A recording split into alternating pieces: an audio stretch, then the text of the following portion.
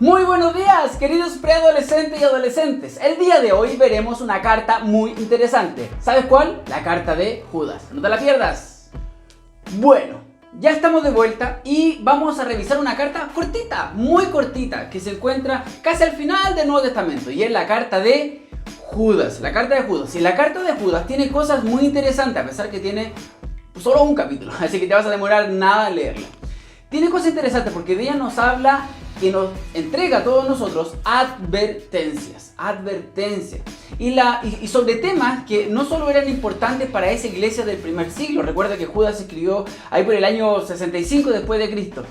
Esas advertencias que eran para ese entonces siguen siendo totalmente vigentes para nosotros el día de hoy y espero poder mostrártelo, así que pon mucha atención.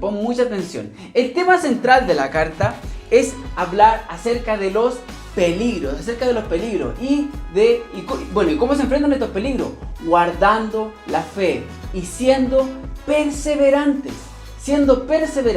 no ocupando nuestra libertad para libertinaje, no diluyendo nuestro cristianismo. Sin duda una temática que golpea a todos los cristianos y cristianas de todos los tiempos. Pero primero dilucidar, porque cuando uno dice la palabra Judas, como que no es muy llamativa, ¿cierto? Porque Judas traicionó a nuestro Señor, pero no estamos hablando de ese Judas, evidentemente. ¿De qué Judas estamos hablando? Te doy 5 segundos para pensarlo.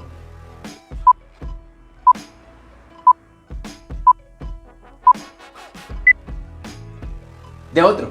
¿De cuál? Del hermano de Jacobo. ¿Quién es Jacobo? Santiago. ¿Quién es Santiago? Hermano de Jesús. Entonces estamos hablando de, algunos dicen el medio hermano de Jesús o el hermano menor de Jesús. ¿Puedes creer lo loco que sería eso? Ser hermano de Jesús. Sí, hermano de Jesús. Así que de ese Judas estamos hablando. Ese es el Judas que escribió esta carta. Una carta que está dentro del contexto de las cartas universales. ¿Cuáles son esas cartas? Son aquellas que no están dirigidas a una iglesia en específico. Por ejemplo, a la iglesia de Corinto, a la iglesia de los Gálatas. No, esta carta como que se repartía en muchas iglesias. Servía para muchas. ¿Y cuáles son las cartas universales? Primera y segunda de Pedro, primera, segunda y tercera de Juan, Santiago y también Judas. Aquí se los presento. Bueno, ¿qué es interesante notar en esta carta? Primero, que es muy cortita, mira. Está esta plana y esa plana y terminamos. No más que eso. Un capítulo. Nada más que un capítulo. Y cómo parten casi todas las cartas saludando, ¿cierto? Y así se presenta Judas como hermano de Jacobo. Pero lo que a mí me causa mucha curiosidad, es cómo comienza el contenido de la carta. Mira, y te lo quiero leer. A ver, ¿qué piensas tú con esto? Yo he pensado muchas cosas, pero mira, versículo 3. ¿De qué capítulo? Acuérdate, el 1, tiene solo un capítulo. Dice: queridos amigos, con gran anhelo tenía pensado escribirles acerca de la salvación que compartimos. Ese era el deseo original de este escritor. Dice, yo quería escribirle de este tema. Así de claro. Pero después sigue y dice, sin embargo, aquí la historia empieza a cambiar. Sin embargo, ahora me doy cuenta que debo escribirles sobre otro tema. Cambió esa inspiración que Dios le estaba dando a este escritor bíblico, cambia al momento que visualiza lo que está sucediendo en aquel entonces.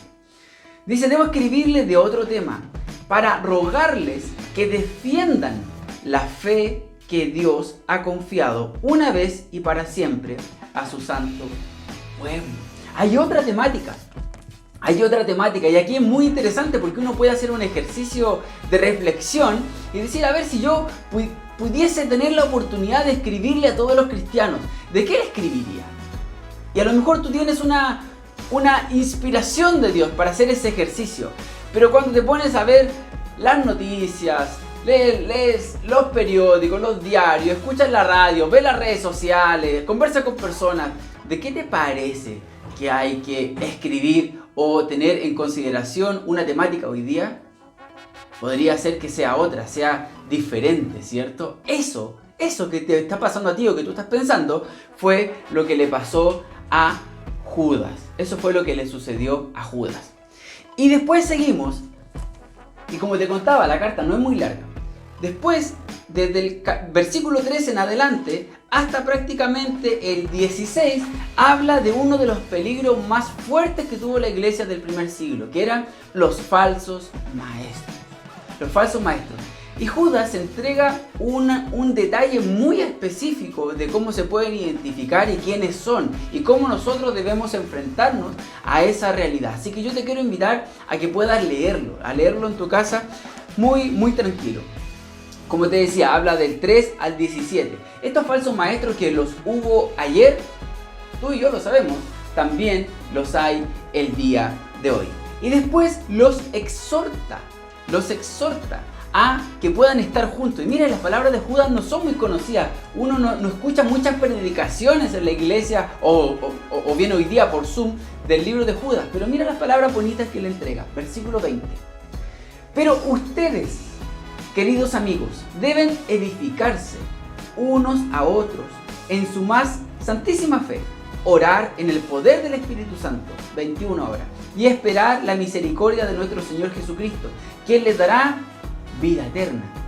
De esta manera se mantendrán seguros en el amor de Dios. Una manera muy linda de fortalecer la fe de aquellos primeros cristianos y también la fe de nosotros el día de hoy, de todos nosotros el día de hoy.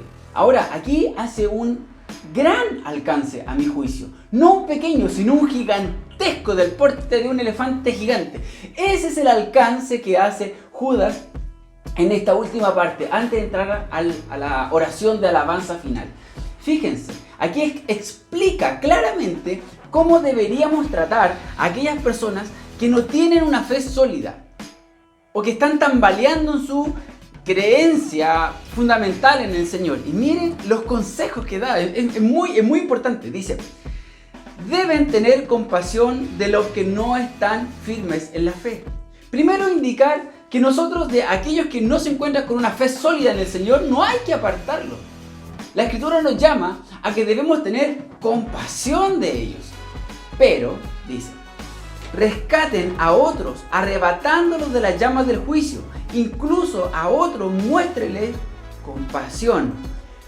Pero, y aquí ojo, pero háganlo con mucho cuidado, aborreciendo los pecados que contaminan la vida de ellos. Háganlo con mucho cuidado. La Biblia nos llama a todos nosotros a que debemos ser sal y luz. Y claramente la luz debe iluminar donde hay oscuridad. Pero eso debe ser un acto, está bien, intencional, pero también con mucho tacto y mucho cuidado. Porque debemos ser luz, debemos ser luz. Aquí Judas está diciendo, deben tener compasión con esas personas, pero ojo, cuidado con contaminarse. Cuidado con contaminarse, y te lo digo en palabras simples. Cuidado con seguir aquellos hábitos pecaminosos. Cuidado con empezar a copiar o imitar aquellas acciones que te harán definitivamente daño a tu vida personal y a tu relación con Cristo como tu Señor. Así que ten mucho cuidado. ¿Cómo termina la carta? De manera muy simple, con una oración de alabanza. Así que esa es una doxología final. ¿Qué quisiera puntualizar yo al terminar esta reflexión? Que Jesús es nuestro mejor modelo y Judas lo tuvo muy de cerca. Él creció viendo hacia arriba, así como su hermano mayor, al Señor Jesús. Jesús lo explica en uno de los pasajes del Nuevo Testamento, que Él se identifica con nosotros como nuestro hermano mayor. Si hay un modelo que debemos tomar y debemos seguir, es el modelo de Cristo Jesús. Así que, desafío. Antes que termine este día, yo te invito a que puedas leer la carta de Judas. No te demorarás muchos minutos. Y no sé, si quieres poner cuántos minutos te demoraste, en los comentarios de este video, escríbelo por favor. Y si aún no te has suscrito a nuestras redes de Alpha Pieps, hazlo. En este momento recibirás videos como este y otro de mucha bendición para ti. Te mando un abrazo grande, que Dios te bendiga. Chao, chao.